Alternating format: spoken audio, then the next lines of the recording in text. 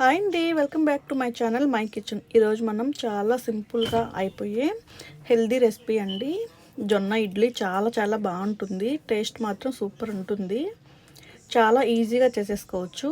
ఎక్కడ ఎలాంటి రైస్ వాడకుండా మనము ఓన్లీ జొన్నలు అలాగే మినప్పప్పుతో ఈజీగా జొన్న ఇడ్లీని చేసేసుకోవచ్చు అండి. ఈ జొన్న ఇడ్లీని డయాబెటీస్ వాళ్ళకి అలాగే డైట్ చేసే వాళ్ళు కూడా తినొచ్చండి. చాలా హెల్దీ. ముందుగా జొన్న ఇడ్లీ కోసం 1 కప్పు జొన్నలు తీసుకోండి. జొన్నల్ని వేసాక అలాగే 1/2 కప్పు మినపప్పు తీసుకోండి. 1 కప్పు జొన్నలు అలాగే 1/2 కప్పు మినపప్పు తీసుకోండి. అలాగే చిన్న టేబుల్ స్పూన్తో 1 టేబుల్ స్పూన్ మెంతులు వేసుకోండి. తర్వాత ఇవన్నీ వేసుకున్నాక వాటర్తో నీట్గా వాష్ చేసేసుకొని ఒక 2-3 టైమ్స్ నానబెట్టేసుకోండి. మార్నింగ్ నానబెట్టేసుకుంటే ఈవినింగ్ మనం మంచిగా మిక్సర్ చేసేసుకోవచ్చు.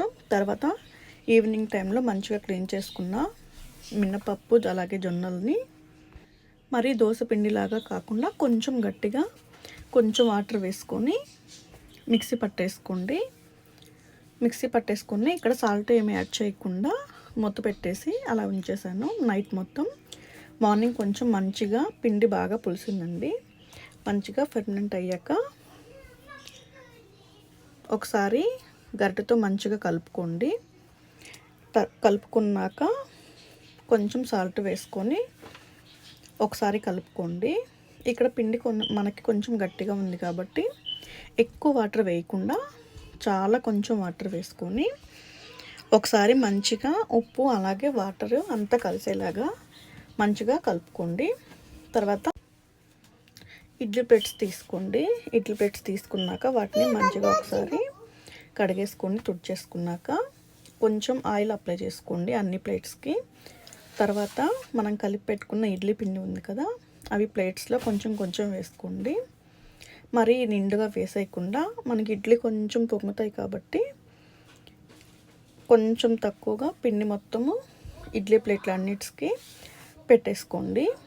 తర్వాత ఇక్కడ నేను ఇడ్లీని కుక్కర్లో చేస్తున్నాను కాబట్టి ముందరగానే కుక్కర్ పెట్టుకొని అందులో 1 గ్లాస్ వాటర్ వేసుకొని వాటర్ని మంచిగా బాయిల్ చేసుకోండి.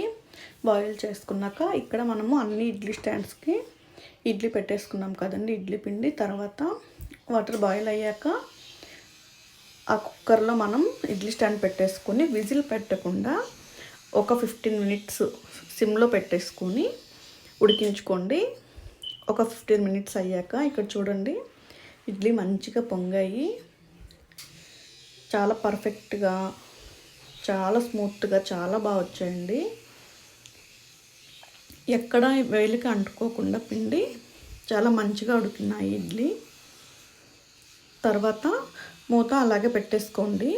ఒక 5 మినిట్స్ అలాగే ఉంచేయండి. స్టవ్ ఆపేసి వెంటనే తీయకుండా ఒక 5 మినిట్స్ అలా ఉంచేస్తే ఇడ్లీ మంచిగా వస్తాయి తీసేటప్పుడు.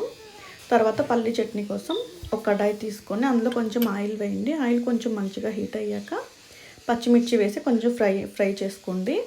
ఫ్రై అయ్యాక కొంచెం వేరుశనగపప్పు తీసుకొని మంచిగా కలర్ వచ్చేదాకా బాగా ఫ్రై చేసుకోండి.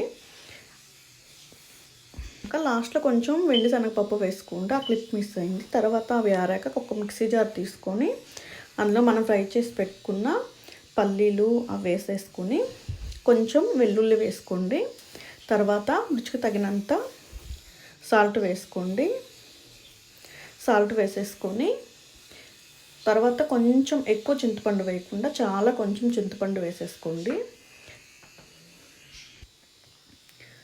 చింతపండు వేసేసుకున్నాక మిక్సీ పట్టేసుకోండి. కొంచెం వాటర్ వేసేసుకొని తర్వాత పోపు కోసం ఒక కడాయి తీసుకొని అందులో కొంచెం ఆయిల్ వేసి ఆయిల్ కొంచెం హీట్ అయ్యాక ఎండుమిర్చి వేసుకొని ఫ్రై చేసుకోండి. తర్వాత కొంచెం ఆవాలు అలాగే జీలకర్ర అలాగే శనగపప్పు వేసుకొని బాగా ఫ్రై చేసుకోండి.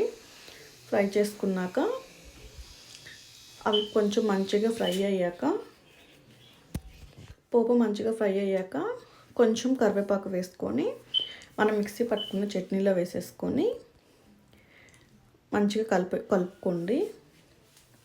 ఈ పల్లి చట్నీ అనేది చాలా రకాలుగా చేసేసుకోవచ్చండి.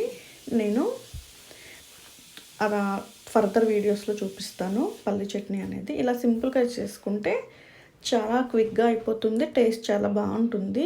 ఒకసారి ట్రై చేయండి పల్లి చట్నీ కూడా.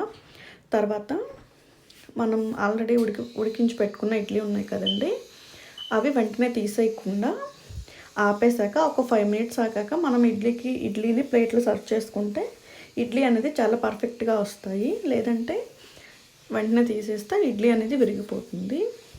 తర్వాత ఇక్కడ చూడండి, చాలా పర్ఫెక్ట్గా ఇడ్లీ చాలా మంచిగా వచ్చాయండి. మీరు సేమ్ ఇలాగే నేను చెప్పినట్టు ఇడ్లీ కనుక చేసుకుంటే టేస్ట్ బాగుంటుంది, అలాగే హెల్తీ కూడా. మనం ఎక్కడ రైస్ యూస్ చేయకుండా వాడాం కాబట్టి డయాబెటీస్ వాళ్ళకి, అలాగే డైట్ చేసే వాళ్ళకి, ఈవెన్ మనం రోజు తినడానికైనా చాలా చాలా బాగుంటుంది. తర్వాత పల్లి చట్నీతో సర్వ్ చేసుకొని కొంచెం కారపొడి వేసుకొని తింటే జొన్న ఇడ్లీ చాలా హెల్దీ, చాలా టేస్ట్ ఉంటుందండి. తర్వాత ఇక్కడ చూసారా, ఇది చాలా పర్ఫెక్ట్గా ఉడికింది. ఇక్కడ నేను మీకు తుంచి చూపిస్తున్నాను చూడండి, చాలా పర్ఫెక్ట్గా లోపల చాలా మంచిగా ఉడికింది, ఎక్కడ చేతికి అంటుకోకుండా. తర్వాత ఇంకొక ప్లేట్ తీసుకొని ఇడ్లీ వేసేసుకొని పైన కొంచెం కారం వేసుకోండి. ఇది కారం ఇడ్లీ చాలా చాలా బాగుంటాయి. తర్వాత పైన కొంచెం నెయ్యి వేసుకొని తింటే సూపర్గా ఉండే కారం ఇడ్లీ. మా వీడియోస్ కనుక మీకు నచ్చినట్లయితే లైక్ చేయండి, షేర్ చేయండి, అలాగే సబ్స్క్రైబ్ చేసుకోండి. మరిన్ని వీడియోస్ కోసం మై కిచెన్ ఛానల్ని సబ్స్క్రైబ్ చేసుకోండి.